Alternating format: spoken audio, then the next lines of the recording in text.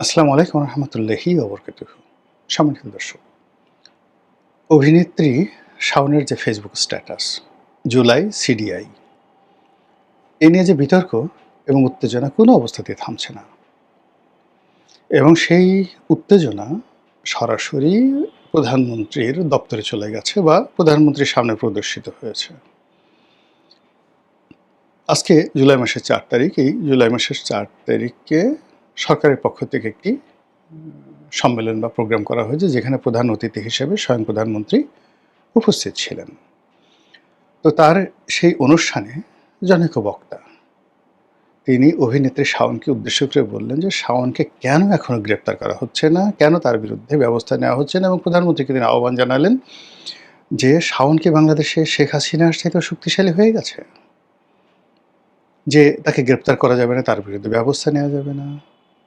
এবং প্রধানমন্ত্রী সঙ্গত কারণে এ ধরনের বক্তব্য যখন তিনি শুনলেন, তার যে মুখ, তার যে বডি ল্যাঙ্গুয়েজ, সঙ্গত কারণে মনে হচ্ছিল তিনি খুব বিব্রত। এবং অন্যদিকে যে জুলাই যোদ্ধাদেরকে নিয়ে যে সকল বক্তা বক্তব্য দিলেন,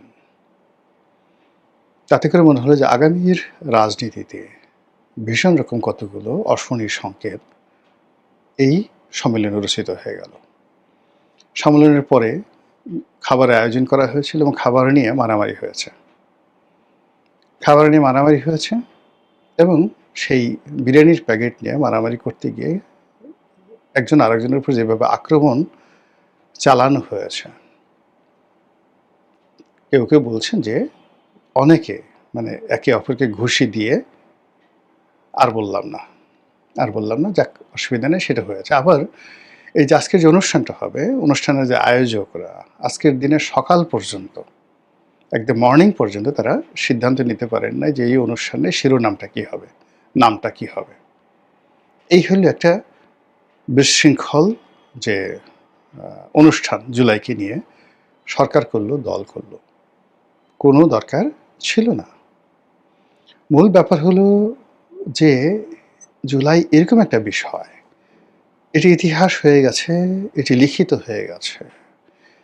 এটাকে নিয়ে এখন জামাত, এনসিপি, বিএনপি যত বেশি টানাটানি করবে, তত বেশি জুলাইয়ের মর্যাদা হানি হবে, জুলাইকে নিয়ে কাদা ছোড়াছুড়ি হবে, এবং যারা এই কাজগুলো করবেন তারা সবাই ছোট হবেন।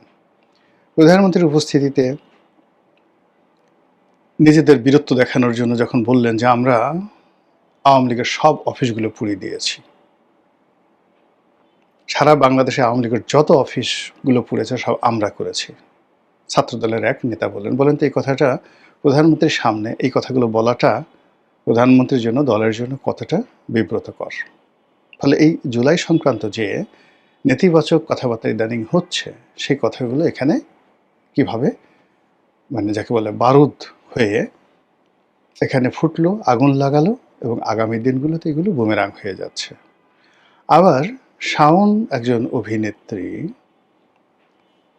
আওয়ামী লীগের মহিলা কোটায় তিনি একজন সংসদ সদস্য নির্বাচিত হয়েছিলেন বা মনোনীত হয়েছিলেন।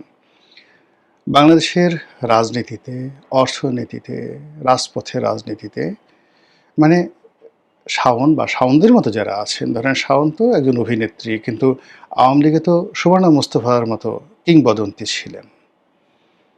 তারপরে আসাদুজ্জামান নূরের মতো কিংবদন্তির যাকে বলা হয় অভিনেতা ছিলেন। এর বাইরে শাওনদের চাইতেও, শাওন বিতর্কিত, কিন্তু শাওনদের চাইতেও অভিনয়ে অন্যান্য যারা খুব অগ্রগামী ছিলেন, যেমন তারিন ছিলেন, আওয়ামী লীগ তাদেরকে মনোনয়ন দেয়নি। ফলে কি হলো, বা মমতাজ ছিলেন, সারা বাংলাদেশে মমতাজের যে জনপ্রিয়তা, সেই জনপ্রিয়তা শাওন বা অন্য যারা আছে তারা এখনও 1%ও সেই জনপ্রিয়তার জায়গায় পৌঁছতে পারেনি। সেই মমতাজও তো সংসদে ছিলেন। কিন্তু মূল ব্যাপারটা হলো যে নায়িকা, গায়িকা, অভিনেত্রী তারা যতই হন না কেন, ইভেন নায়করাজ রাজ্জাক থেকে শুরু করে আলমগীর, এই যে ফারুক সাহেব, বাংলা চলচ্চিত্রের মিয়া ভাই বলে খ্যাত বিখ্যাত অভিনেতা, মানে তিনি রাজনীতিতে এসেছেন এবং দলীয় রাজনীতিতে মানে ওই যে কক্সবাজার এমপি যে বদির যে গুরুত্ব, তার ১০০ ভাগের ১ ভাগ গুরুত্ব এই ফারুকের ছিল না, নায়ক ফারুকের ছিল না। বা যে সকল কবরী অভিনয় করতেন, কবরীর চেয়ে তো বাংলাদেশে বড় নায়িকা হয়নি কেউ কোন কালে। কবরী তো আমার কলিগ ছিলেন। মানে পলিটিশিয়ানদের মধ্যে তাদের যে গুরুত্ব, সেই গুরুত্ব মানে একজন একেবারে সাধারণ ঘাটে পথের যে যাকে বলা হয় নেতা, মানে তাদের একটা আঙ্গুলের সমান গুরুত্ব পার্লামেন্টের ভিতরে বাইরে এদেরকে দেওয়া হয় না। এখন সেই একজন অভিনেত্রী, তাও সাবেক বিধবা, তিনি একটা বক্তব্য দিয়েছেন এবং এটা নিয়ে যখন আমরা সবাই লাফালাফি করছি, আমরা বিশ্বাস করেন সবাই নিজেকে শাওনের চেয়ে নিম্ন স্তরে নিয়ে এসেছি। শাওনকে আমাদের মাথা বানিয়ে ফেলেছি এবং প্রধানমন্ত্রীর সামনে শাওনকে শেখ হাসিনার চেয়ে বড় করে মূলত প্রধানমন্ত্রীকে আমরা ছোট করে ফেলছি।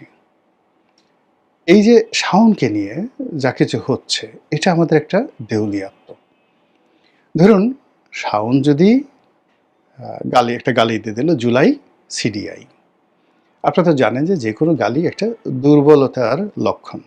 শাওন যদি ৩২ নম্বরের সামনে ১০ জন অভিনেত্রীকে নিয়ে দাঁড়াতে পারতেন, শাওন যদি ২০ জন রাজনৈতিক কর্মীদেরকে নিয়ে, তার এলাকার বিভিন্ন এলাকার কর্মীদেরকে নিয়ে বঙ্গবন্ধু এভিনিউর সামনে ৫ মিনিট দাঁড়াতে পারতেন, আপনার ভয় পেতেন শাওনকে।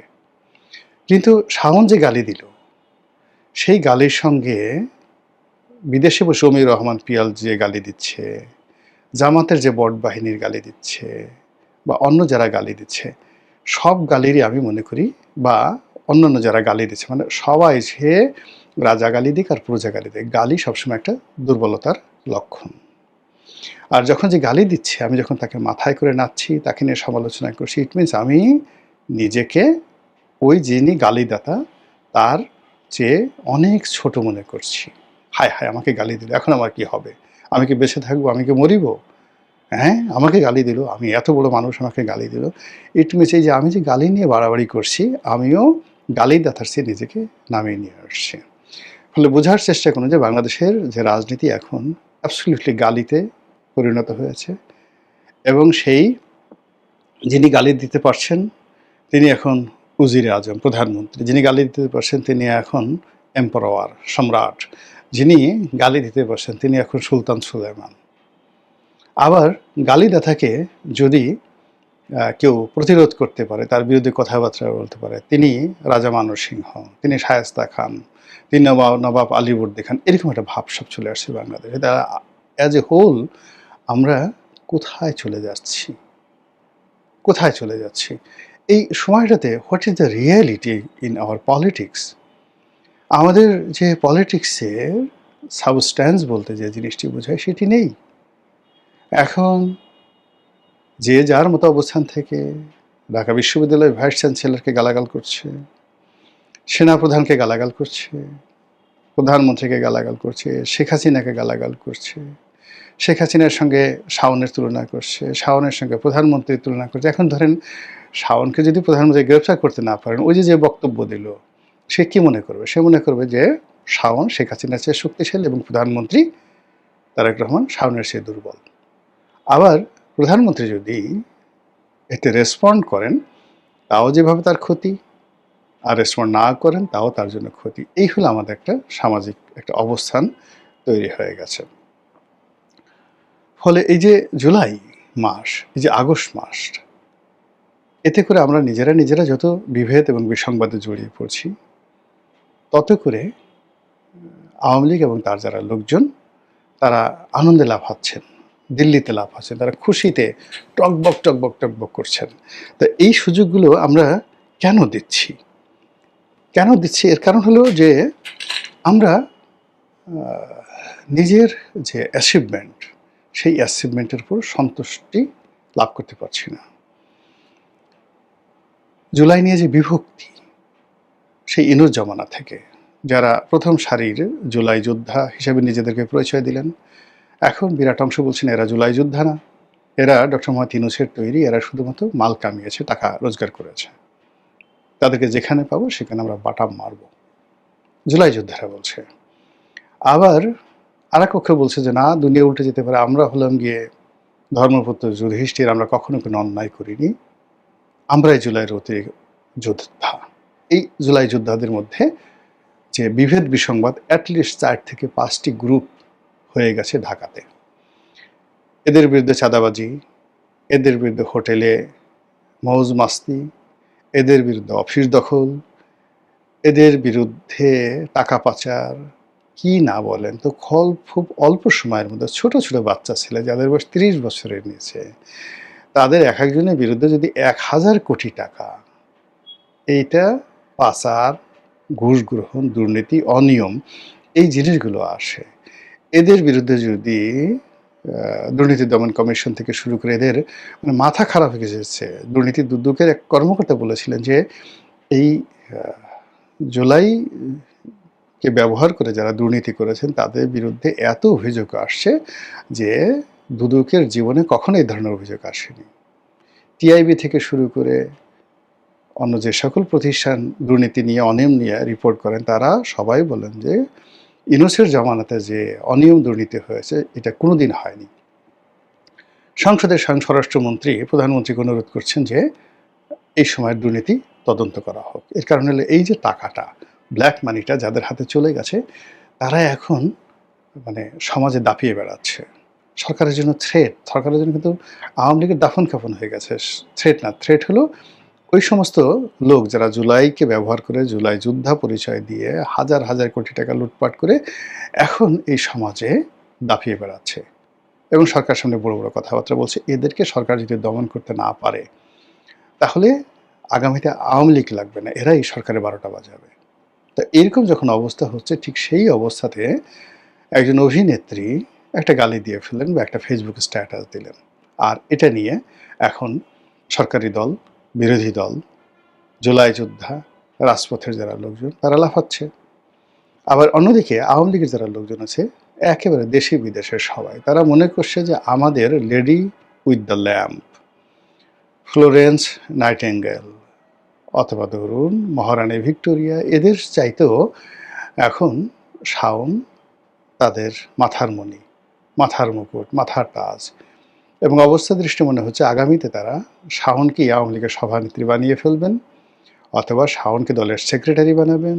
শেখ হাসিনার সভাপতি শাওন সেক্রেটারি, এবং সব মানুষ সে মানে শাওনের পিছে জয় বাংলা, জয় বঙ্গবন্ধু বলে আত্মাহুতি দেবেন। এর কারণ হলো যে এই বিপদের সময় সে জুলাইকে সিডিআই বলতে পেরেছে, যেটা আওয়ামী লীগের কোনো লোক বলতে পারেনি। বাংলাদেশে বসে, বিদেশে বসে অনেকে বলছে, কিন্তু বাংলাদেশে বসে শাওন ছাড়া আর কেউ এই গালি দিতে পারেনি। যেহেতু শাওন গালি দিতে পেরেছে, কাজেই সেই হলো সবচেয়ে বড় বীর। এই যে বীরত্ব যখন সিডিআইয়ের মধ্যে চলে যায়, বীরত্ব, সমস্ত বীরত্ব যখন আপনার সেই নারীর যোনি পথে চলে যায়, কিংবা পুরুষের পায়ু পথে চলে যায়, বীরত্ব পায়ু পথে চলে যায়, তখন সেখান থেকে কি বের হয়? সেখান থেকে আর যাই হোক না কেন, ভালো কিছু বের হয় না। মহান আল্লাহ আমাদের সবাইকে হেদায়েত দান করুন এবং হেফাজত করুন। আসসালামু আলাইকুম ওয়া রাহমাতুল্লাহি ওয়া বারাকাতুহু।